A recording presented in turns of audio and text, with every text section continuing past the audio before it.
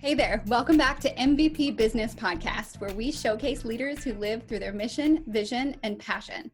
Today's guest is Ward Tisdale. He's the founder of the Center for Austin's Future.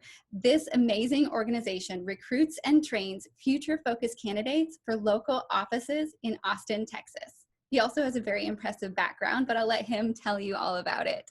Welcome to the show, Ward. Thank you, Steph. I appreciate you having me on. Absolutely. I appreciate you taking the time. So I the last month or so have been starting every podcast to give a little bit of context for those who may be listening months or years later that the conversation may stray in weird directions because we're both home during the COVID-19 pandemic. And so the conversations about business and leadership are a little bit different. I'm actually enjoying them quite a bit because the way people are thinking about life and the world and business and how it commingles with family these days. But Right. kind of want to get that out there so that if anybody listens 5 years from now, they don't go, what? Or, 10 years from now, some kid's like, oh, I barely remember that. Yeah, we are in the twilight zone for sure. So yeah, it's good that you mentioned that. Exactly. So, like I mentioned, I want to start off with you telling me a little bit about your history before you started the Center for Austin's Future, because you've done quite a bit of really awesome stuff. Yeah, so I guess I'll go backwards. I moved here to go to UT like a lot of people and got degrees in history and then a master's in journalism, where I was a reporter for a couple of years down in South Texas. I then worked for the Attorney General, Dan Morales, in the 90s, doing as a press spokesperson. I worked in high tech for 13 years at AMD, doing public relations and then public affairs. I was eventually head of our community relations program globally, which was an interesting program. And then from there, I went to the Real Estate Council of Austin as president of that trade association here in Austin, which is next to the chamber. It's the largest business organization, and did that for a little over 3 years and had this passion in the back of my mind that I really wanted to help grow leaders that could get more engaged in city government, and with whether that's just being knowledgeable and being advocates, maybe blogging or something on that line, or serve on a board or commission, and in some cases actually run for city council. And Mm-hmm. and we launched that program in 2017. We've had 3 classes. The actual name of the program is called the ATXelerator. It's a 3-month program that's focused on education, learning about city government through all the various subject matter experts here in Austin. Experiences. We do a scooter ride around during the opening weekend to check out different kinds of development. We do a volunteer project. The class themselves break into teams to look at issues and come up with solutions for things like affordability and mobility and homelessness. And then we finish it with a competition. So we have a public event called the Center for ATX Games.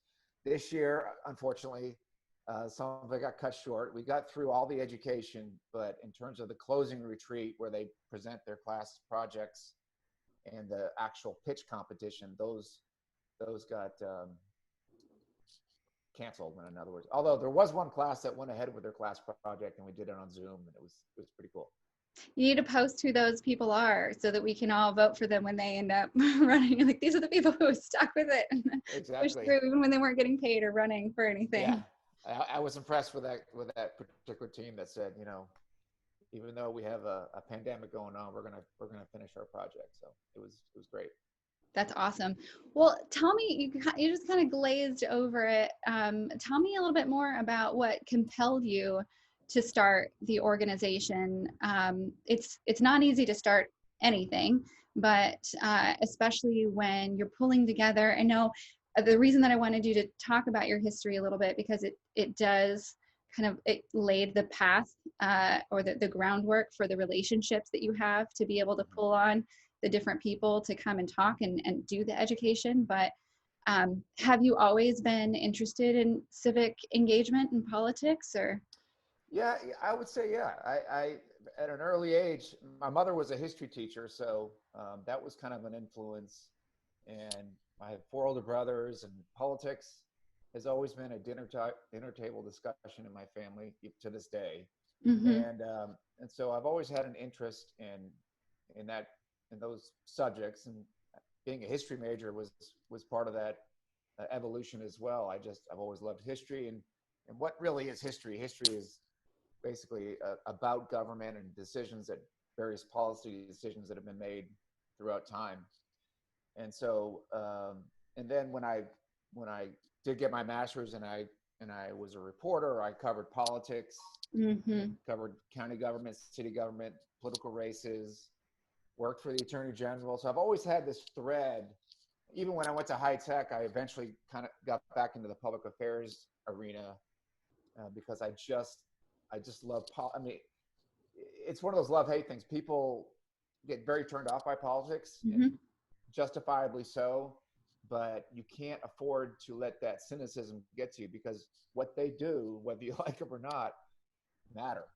The decisions they make affect your quality of life, my quality of life, our families, everyone. So it's important uh, to get people not to be turned off, to get them engaged and get them interested in what goes on around the city. And I'm also as I've gotten older, I've realized there's this strange dichotomy that people focus what's going on in Washington, or all their passion, their energy.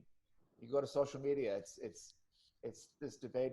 Obviously we have a presidential election going on, but the form of government that really impacts your quality of life the most is local. And I hope what it's part of our mission is to make people care more about local and less about Washington. Not that it's not important up there, but there needs to be a recalibration of people's interest and passion about what form of government they should pay attention to. And that's only going to become more important because people are moving into cities in droves.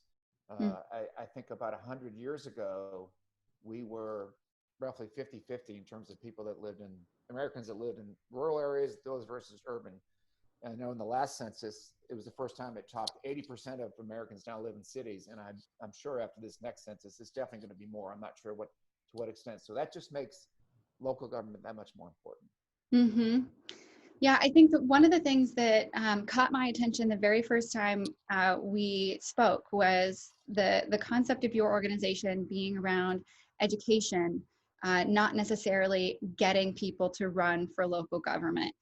There's, being a woman, there's all these organizations that are just trying to get more and more women to run for whatever, whether it's local or national or their book club or whatever, just getting women to get into leadership, which I think is important as well. But I've seen most organizations, just from my experience, have been focused more on training for being a candidate, or getting their candidacy together, not necessarily in training them on and educating about the foundations of what's really happening in the local arena. And I found that to be most impressive um, and I want to say fascinating, but it shouldn't be. You talk to people and they say like, yeah, of course we need that in our city. Mm-hmm. Well, again, the irony is that uh, people, I think, just about everyone will tell you who the president is, and most people know who their U.S. senators are. But as you go further and further down, the knowledge of and the awareness of who represents them becomes less and less. Which to me, it should be the opposite. Mm-hmm. But we've done studies, we've done polling, we've done research. A lot of people just simply don't know their local council person. They have no idea who it is, and so when they go to vote, they also don't really know who they're voting for. And that's something that's not going to happen overnight. But again, a part of our mission is to make people understand the relevancy of local government, make them care, inform them, get them to be engaged, and then ultimately be more knowledgeable when they do vote, so that they know who they're voting for and they're voting for the right person. That's awesome. So it's on both sides. So what are the obstacles that you overcame in getting this organization started? Well, obviously money. it's we are a nonprofit, um, and you have to get people to buy into your vision, essentially. And so that's, and for better or worse, Austin has a lot of nonprofits. There's a lot of great organizations out there trying to do good, and that's good for the community, but it's also provides competition. But we're almost 3 years old, so we've been able to survive. Uh, I want to get to a point where we have more sustainability in the sense that we don't have to, constantly raise money. At this particular moment in time, I'm not even having those discussions. This is a good time to retool, which is what I'm doing. I'm kind of rewriting our business plan.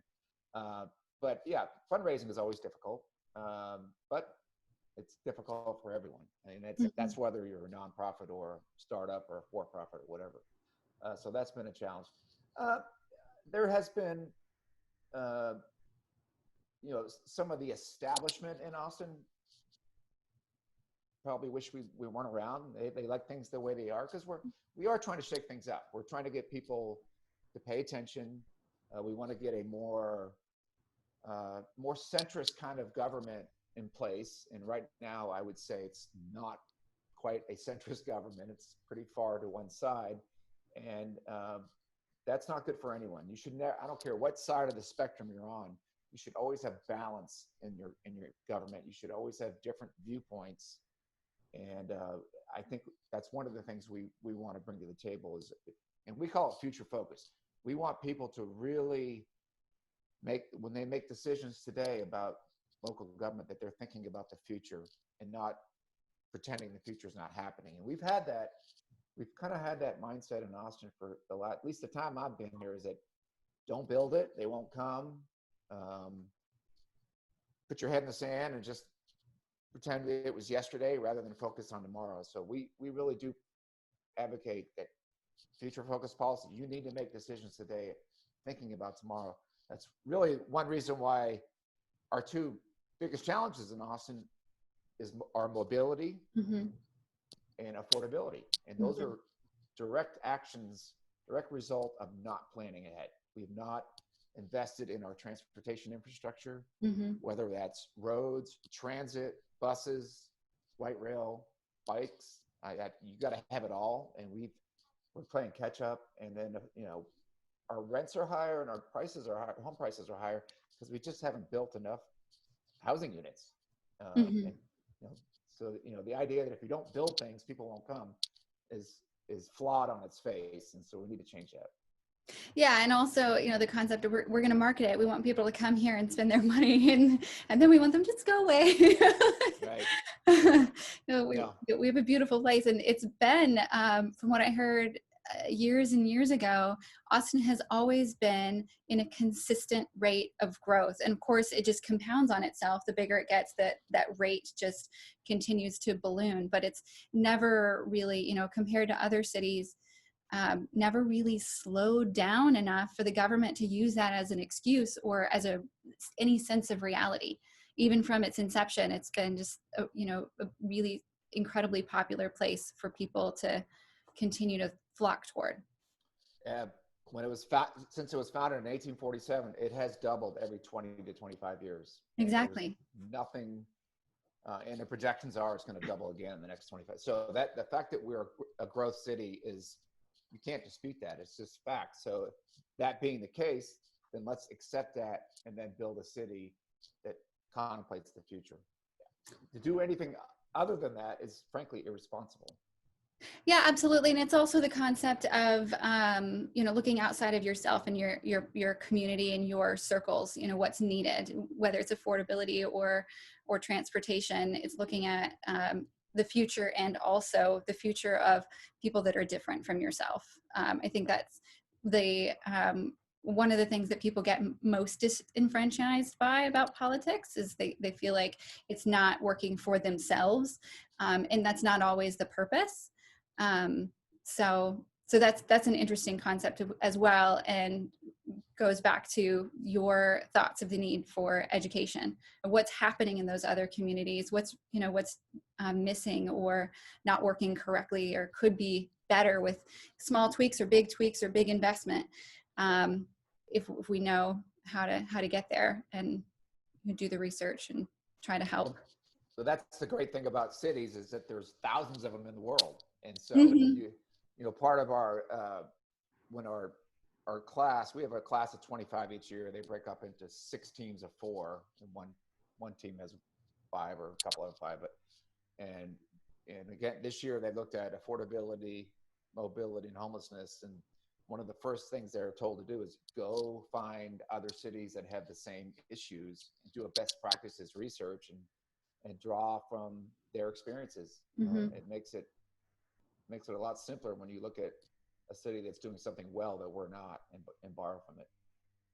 Yeah, I mean, it's been a long time since I've been involved in the Chamber of Commerce, but they do a lot of that, traveling to other cities around the globe to converse with and do research as to what they're doing well or what hasn't worked in their growth plans. Right. I want to circle back a little bit. You mentioned funding, and one of the things that is necessary both in politics and in funding is the relationship building and keeping those relationships. So from looking at and listening to your past, the things that you've been interested in, it sounds like you've developed or been able to kind of get in the room with some wonderful and powerful people.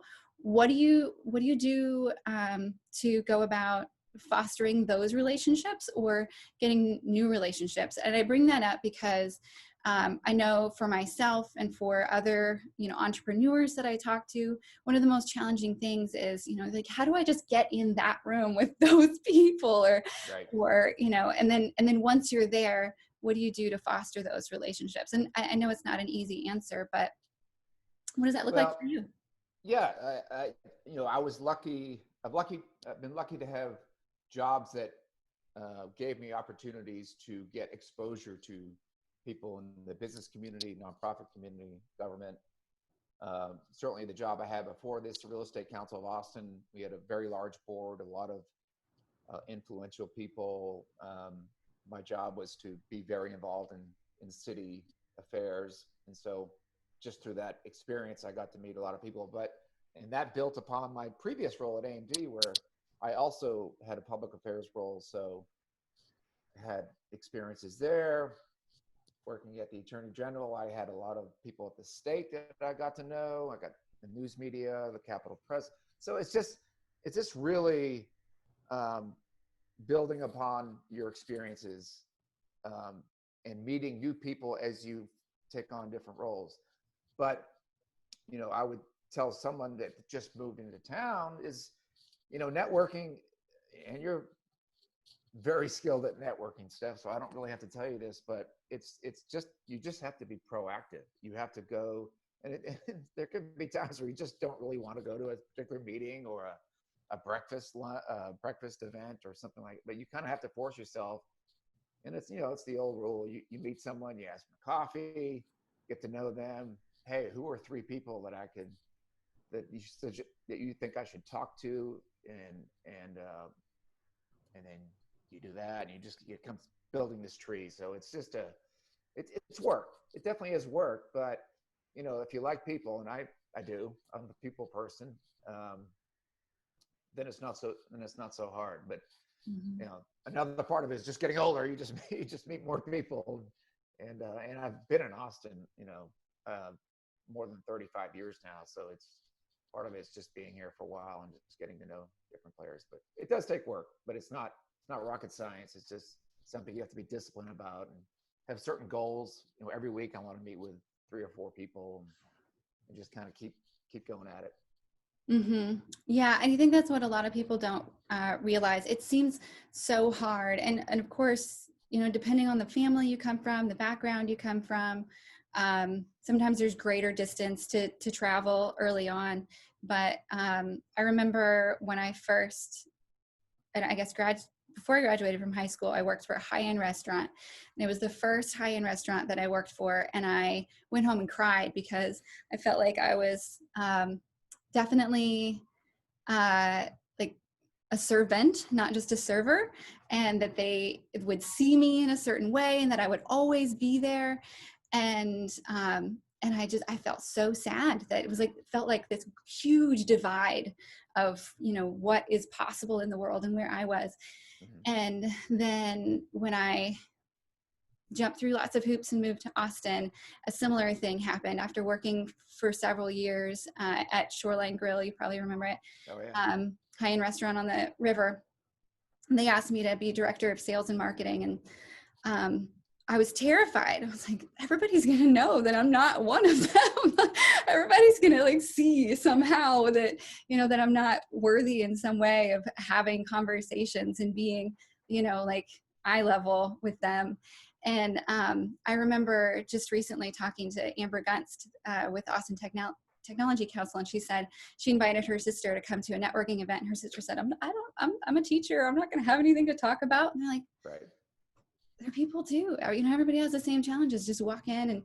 And she was surprised that she had a great time and great conversations. And I think for me now, looking back and having been in Austin for 20 years and built those relationships, it's been interesting to see that, I went in with nothing, thinking that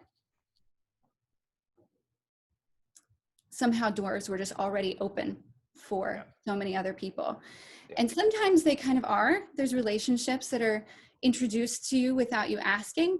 But really, even for the people who you think it's, they just have sorority brothers and sisters, or they just have whatever, they still ask their sorority brothers and sisters for help. They still ask for those introductions. They still let them know what they're looking for. And so I think the excuse of not already having a network is just that. It's an excuse. Now, there are lots and lots of challenges to opening the first door and the fears of opening that first door. But you have to just get out and push and keep pushing. Yeah, and it's amazing. I'll meet some people that have only been here 3 or 4 years, and they've already just established this tremendous network because they work at it. Exactly. Yeah. And the flip side of that is that you can have a network that you've built over years, but if you sort of step back and take a break, pretty soon you're not. I'm not saying you're irrelevant, but you can lose it pretty quickly as well. So it's just something you have to keep working at. And there were definitely times where I kind of I'm asleep at the switch and lose a little bit of that. So you gotta constantly work at it. So with that, what are some of the most difficult decisions that you've had to make over the last either couple of years or in your career? And or what is something that you have made a really big mistake and you either have learned from it or wish you hadn't done it? That's a tough one. I think part of I think when you are, I think it was almost what I was just saying. You do have to keep your network close to you and keep managing it and continue to feed it and continue to pay attention to it. And there have been times when I have kind of retrenched from that and have not kept it up to the level I should have, and you kind of lose focus a little bit. But I don't know. I'm really enjoying what I'm doing. It is tough to continue to fundraise to get people to buy in. I mean, it's just natural that that happens. So it's a constant work in progress. What was the first part of your question? I got the second part, but what was the first part of your question? What are the most difficult decisions that you've had to make? Yeah. Well, the first difficult decision was whether to to go ahead with this venture and make a go of it. I'll say that, I mentioned the fundraising.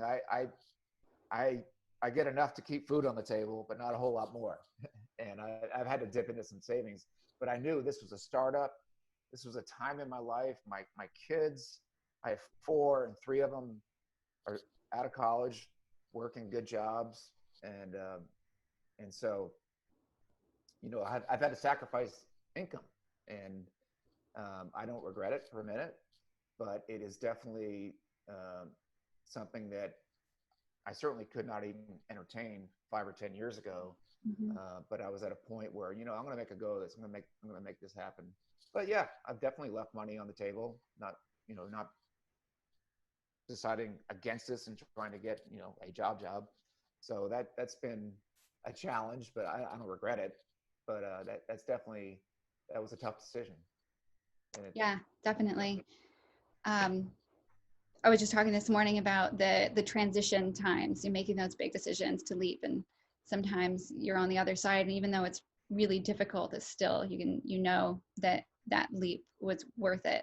So you feel now that you're in that space where it's still very difficult, but that you're in the right space. You're doing the right thing. I did have no regrets doing it.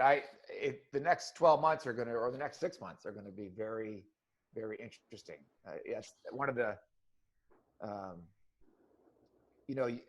sure I feel like we're in this movie, right? We're in the middle of this movie. We're not probably even in the middle of it yet. We're at the first hour of it. And, but we don't know how it's going to play out. Eventually, this too will pass. There's a lot of predictions that there will be a new normal. We'll never go back to the way we were. And I don't subscribe to that, but we just don't know how. We're still in the middle of it. We don't know what the fallout's going to be. Mm-hmm. So a lot of uncertainty. Absolutely. So I actually think that this is the best time to be talking about leadership in the context of my history in life, in that everyone is paying attention right now, even those who don't know where to look, or it's hard to know where to look at this point, but who to listen to, where to look, what's up, what's down. It's pretty clear who's leading well and who's not, and who's stumbling and falling back and falling under. And it's also clear who naturally finds themselves on a leadership path and is passionate about being there and doing good for as many people as they can in the way that they know how, versus who just really wanted to be in power and now they're going, oh shit, this is not what I was looking for. I didn't sign up for that, right? Exactly. Like, I just wanted the title and the door on, the plaque on the wall, and I wanted my sign up all over town or whatever. I didn't really want to have to make tough decisions. And I think that the spotlight is being shown on that. And so there's never been a better time. It's always necessary, but more people are paying attention right now to that, whether it's in politics or business. I think in all of it. What are your thoughts about that? Yeah, this is definitely, when times are tough and there's a crisis, your true colors show, and you're seeing that with certainly people in government, from local to state to federal. I tend to look at things half full. I think generally I've been pleased with how most leaders are handling this. It's been very gradual. You may remember that the decision to cancel South by was very late, and I know some people were thought it maybe was extreme, and thank God we did cancel it. Mm-hmm. But I think a day or two after, County Judge Eckhart and Mayor Adler and Kirk Watson made a short video saying, well, South by is done, but y'all get out there and support your bars and restaurants, and let's do it the Austin way. And within a week or two, it was like, well, that wasn't really It wasn't really a smart thing to say, but they didn't, at the time, every day things were changing. Mm-hmm. And so you got to give them the benefit of the doubt. It's hard to really predict how things are going to be a few steps down the road. But I think for me as a citizen, I think the decisions that are being made make sense, and I'm able to live the life or make decisions in my daily life based on the data and what's best. I really don't like to see the partisanship has been really disappointing. The last thing even though it wasn't a pandemic, but the last kind of big crisis that we all faced in America anyway was 9/11, and it seemed to me that the country really rallied around each other, and there wasn't this bickering. And I think even today it's there. It's not as, it could be worse, I guess, is one way to put it. But I think most people out there are making good decisions, and I've been happy. What do you think it takes to be a good leader? Well, it takes a number of things. One thing, the one word that keeps coming back to me is poise. And poise is that when you're under pressure, that you're able to show confidence, show a positive demeanor, rally the troops. You see this, I was thinking about this before, you see this in sports. There are certain coaches, even though you can't compare a pandemic to a fourth quarter rally by whatever football team, in their minds, they're in a crisis. And the coaches that just sort of are calm and cool and not panicky, Mm-hmm. they seem to be the more, you'll see some coaches that are just, their emotions are just all over the place, and their players are going to react to that. They're going to panic too. So I think it's important for leaders to really show that that we'll get through this. That's not to say that it can't be show some, be transparent, show that, I feel I'm a little vulnerable myself, but I know at the end of the day we'll pull through. I think the other thing is being collaborative, is to get, when you're in a situation like this, you've got to include everyone at the table and get different points of view. You may not agree with everyone, but you need to get and be data driven. This is all about, especially this situation, this is all about data. Mm-hmm. You can't make decisions on emotion. You gotta use the facts.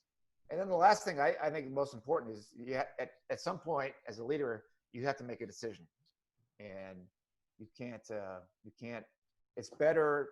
You can't, so many people fail because they wait too long to make a decision. And you have to get your data, get your viewpoints, and then pull the trigger, make a decision. And then take responsibility for it, whichever way it goes. And be humble in the sense that maybe it was, a few days later or whatever, maybe part of that was wrong or all of it was wrong, and be able to admit that and then come up with plan B, because that's most of what life is plan B anyway. Yeah, it's true. Just knowing, like you said, knowing when to say, oop, we're gonna change course, Right. And being willing to say, my decision wasn't correct. We need to move this thing together. My shirt is all funky. I heard a podcast the other day. Someone said that right now, or in any time that's, in big change, transition, that the leader needs to be the anti-anxiety drug, in that they have to show, like you said, that there is a plan, that I'm confident that we can get through this together, and that we're on a path, and that, however that path winds, we'll figure our way through it. I'm at the top, and I'm guiding us through. So think about crises. They seem, there are times where they seem like, oh my God, this is, the end of the world, whatever. But we always get through a crisis. It's just, how do you get through it with the least damage? Mm-hmm. Yeah. My husband likes to say, everything is going to be okay. Yeah. At some point. I mean, we may At some destroy the point. world, but at some point, Yeah. everything is going to be okay for Yeah. somebody. And we're, we're blessed to live in this country where, yes, we have issues. We have the Great Recession. We have 9/11. But for the most part, our good times far outweigh the bad times. And so that when the bad times do happen, just know that, that's not going to be the new normal. It's going to eventually pass, and we'll be back to. But then, of course, there'll be another one down the road. But just, as long as there's, I always think life is a bunch of peaks and valleys. It's just better to have more peaks than valleys. Yeah. Yeah. It's better to say that than life is pain. Like, is that Buddhism? That, yeah. It's pain is always going to be there, but it doesn't have to be all the time. Right. Minimize it. So is there, I don't want to put you on the spot too much, but is there anyone that you see that is doing a great job of leadership right now, whether it be in, running their business or in the public sector? Again, I think everyone is doing for the most part well. Obviously, well, from a business standpoint, I think HEB is doing great. They seem to really stepped up, and they sell a very valuable resource, which is food. And so they gave their employee, one of the first things they did was give their employees a raise. Yeah, and those people that are working in grocery stores they're heroes. I mean, they may not be nurses and first responders necessarily, but I have a lot of respect for them. They're putting their lives on the line as well, just to make sure that we all have food on the table. So I've been impressed with that as a local business. I think we should. I don't know if it's the elephant in the room, but President Trump has gotten a lot of attention. Obviously, I think his task force. I've been encouraged by Dr. Fauci, Dr. Birx. I think Pence seems to be doing a decent job, and the president has gotten into the political mix too much, I think, on these daily briefings. But I see, again, the partisanship has been on the other side too, which I just see there's just no role for that. I know we're in an election year. I know that he's a lightning rod, but we got to all pull together and get through this, and then they can do all their bickering as much as they want. But I mean, and not to tie it back to the Center for Us in the Future, but that's really, that partisanship is just not effective. It's very counterproductive. And that's why we, at least at the local level, we just want to get people who are, care about their community and don't care about making decisions today to prepare us for the future. And that, I really wish that would apply to all levels of government, frankly, but.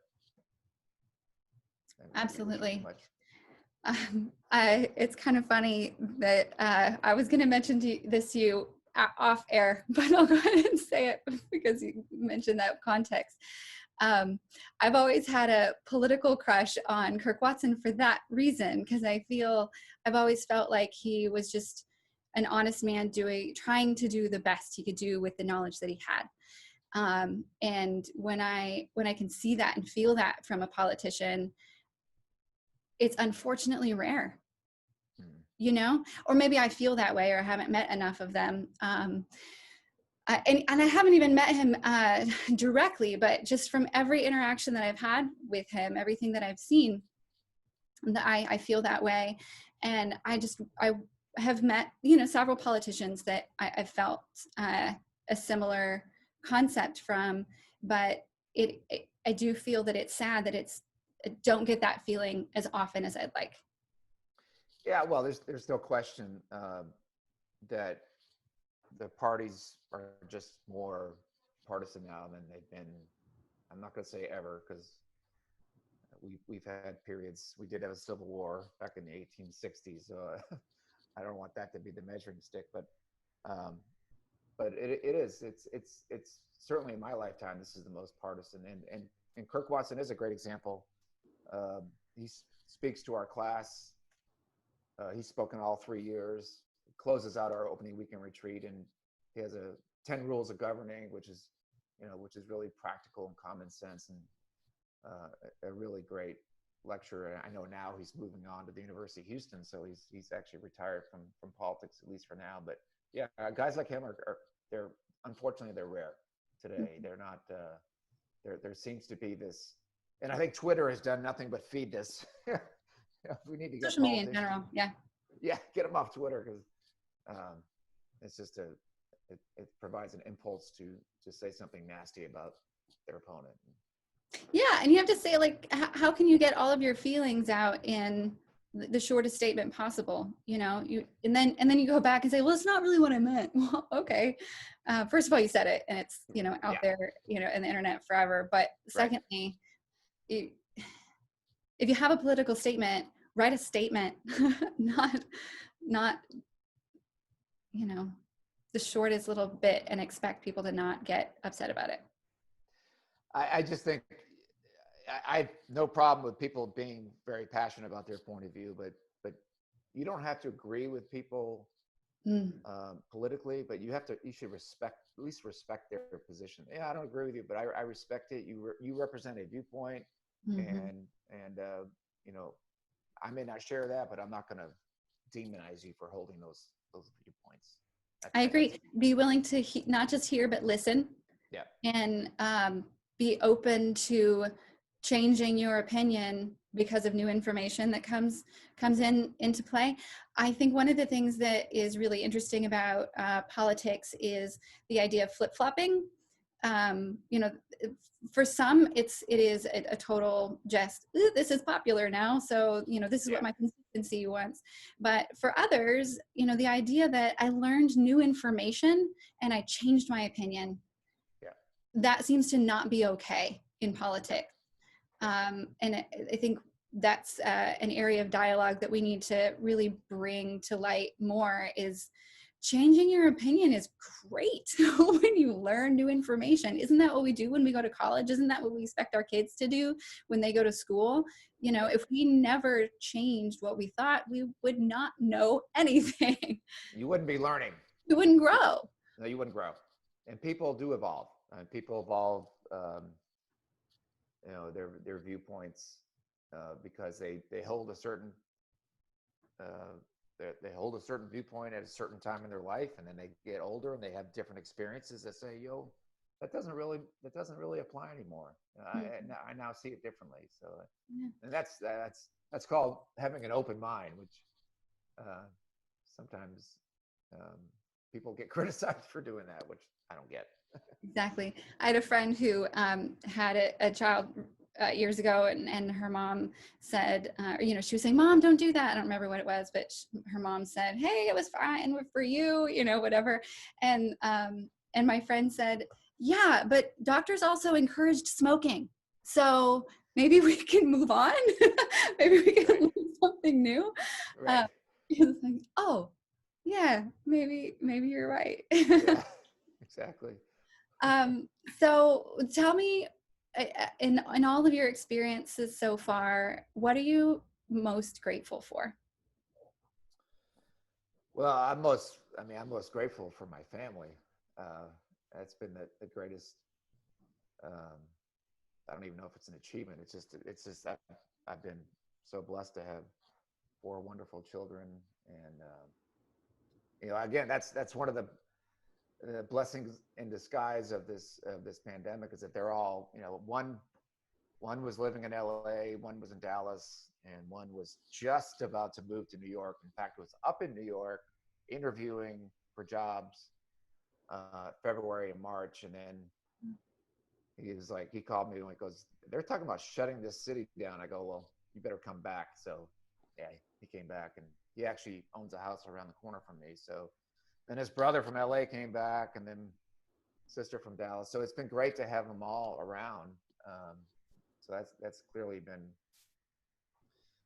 what I've been most grateful for.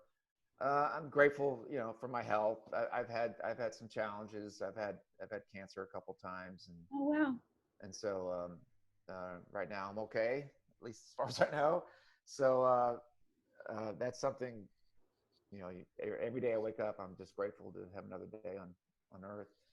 I have great uh, family as well. I'm one of five boys. My mom is turning 90 in December, and she is as sharp today as she's ever been.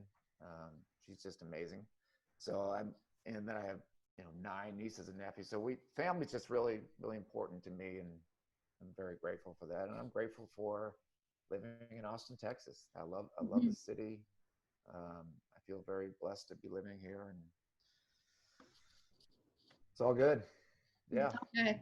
What makes you feel most happy? being on the water. That's a half joke, but it's not. I actually discovered paddleboarding like 5 years ago, and that's like one of my passions. In fact, after this call, I'm gonna do a few more work Sure. items and then get onto the lake. Do you And have your board shorts on now? no, I don't. I have jeans on, but yeah, I love doing that. I love riding my bicycle. Um, I love just being outdoors. I have an RV. I love to go camp, and so I love that stuff. Just love being outside, being active. Awesome. Me too. What do you see for the future of your organization? I know it's hard right now. You said you're retooling your business plan. Was your vision for the next 5 to 10 years? Yeah, that's a great question. So we are actually in the process of um, taking the ATXelerator, which is our training program, which is part of the Center for Austin's Future, but we're going to split it from the center, actually, so that it's just the accelerator. And then our goal this year is to secure multi-year funding from our supporters, so that it doesn't become a constant endeavor. So I can spend more time doing other things, and we want to grow it. We want to move. We want to get it into at least one other city this year. Get an agreement from. I've had some interest from San Antonio, for example, and so that's a big goal. Is it's get another city, and if we can get another city in the next year, we get maybe 1 or 2. I mean, you asked about vision. I can see this being potentially a national organization, because, as I tell people, we're training people to get involved in city government, and yes, part of that audience are people that want to run for office. We want to professionalize the job of being an elected official in a city.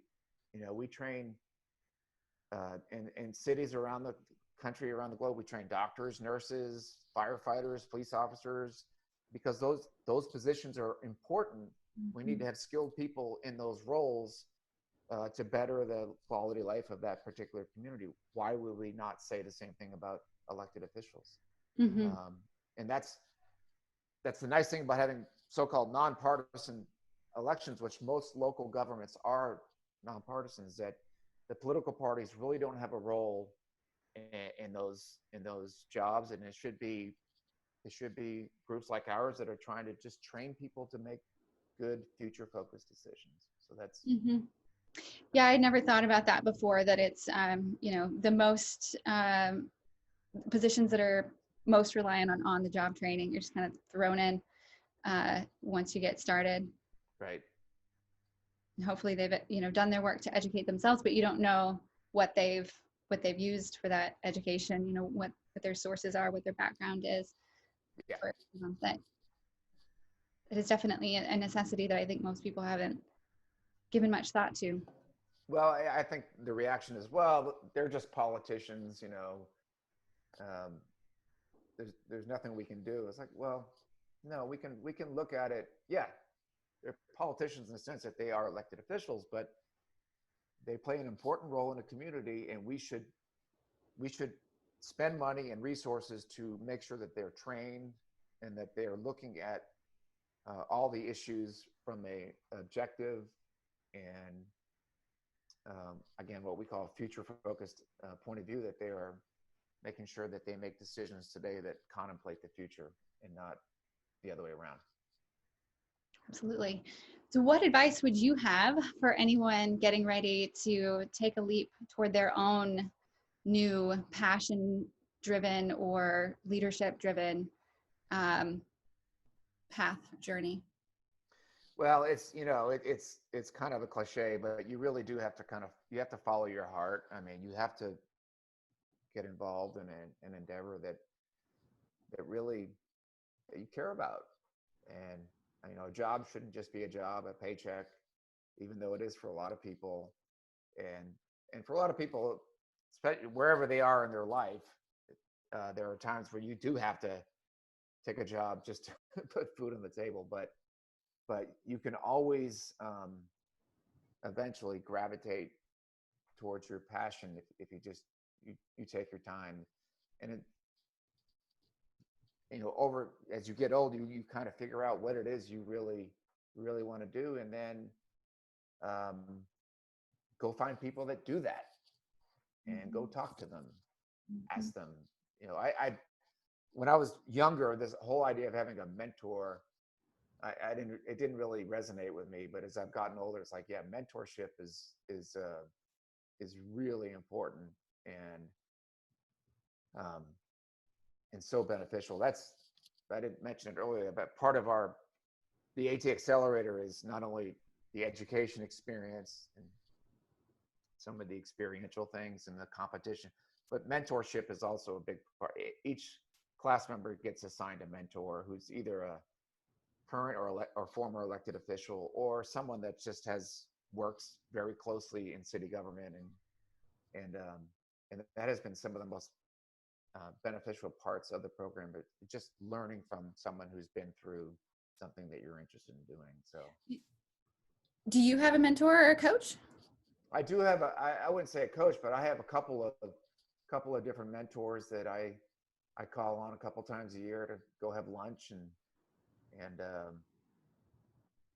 one is Pike Powers, who's on our advisory board, has been a leader in this city for a long time, and Bill Stotesbury, who's head of the president of KLRU, someone that I've always respected and really rely on his advice and what he's gone through in his life. So, how did you meet those folks?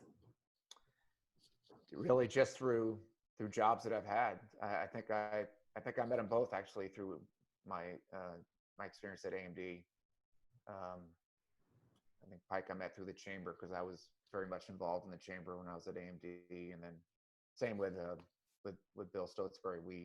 We were a sponsor of one of their speaker series programs several years ago. So yeah, just met him through those experiences.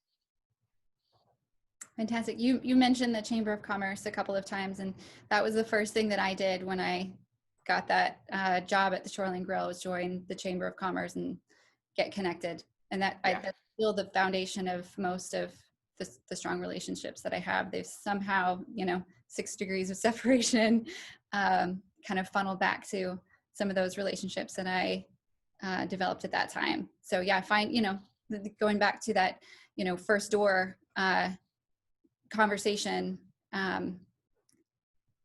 walking in is the first step. Just find an organization that you feel connected to, walk in, develop the relationships, and go from there.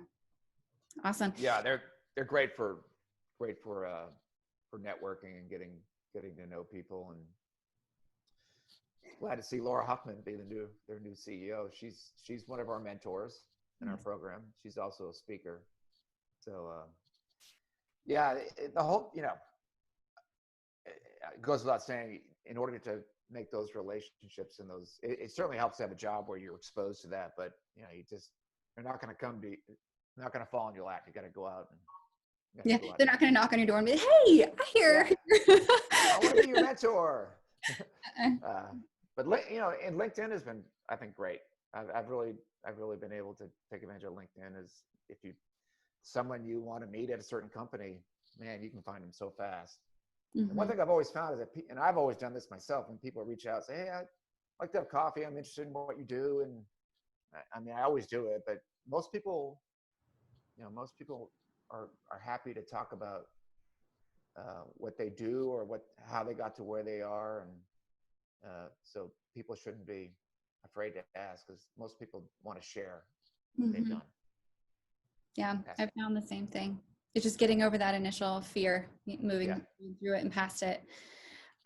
We've talked for an hour now. It's been a great conversation. Are there any supporters you want to mention, or any last thoughts that you would like to bring to the surface before we sign off?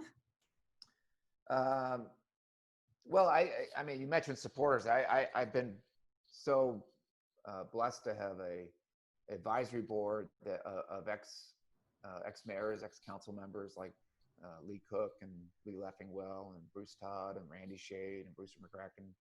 Um, they've been great. Uh, they are people. As I was writing the business plan, I met with them, and they've been really helpful to bring credibility to our organization. And we have a great working board. One of the, I guess I should have mentioned this earlier. One of the great things about doing this in the first place is not only did I rely on a base network to kind of get started, but from that, I've met 2 or 3 or 4 layers beyond that, investors, class members. We now have 75 class members that have gone through, and I probably knew maybe 10 of them before, but these are all new people that I get to meet, and they're, most of them are now friends and everything. So it's really been fun to see this community grow, because when you combine our alumni and our speakers, we have over 50 speakers a year, and our advisory board, we're up to like 200 people that have been somehow associated with this program. And the great thing is to see over time that will only grow. And so that's been exciting. So I'm very appreciative of all the support I get from people that go through the program and people that support it with money and their time and their talent. That's awesome. Well, thank you so much. Thank you so much for your time and for what you do, and the effort and the organization, the thought that you're putting into Austin's future, and how that affects Texas and the rest of the world, because Texas is is everything. No, I'm just kidding. What starts here changes the world, right? Yeah. Exactly. I'm not from Texas, so I find that concept funny, but it is true, that the ripple effect and just that foundation of knowledge and thinking in training those leaders, whether they end up in politics or business or moving on to other cities, that the foundation is there. I applaud you for for getting started, pushing through this rough time and continuing on with it. And I hope to see it in every city as well. Thank you. And I really appreciate the opportunity, Steph, to talk about what we're doing. And I applaud you for what you do in the community. And I appreciate the time. Thank you.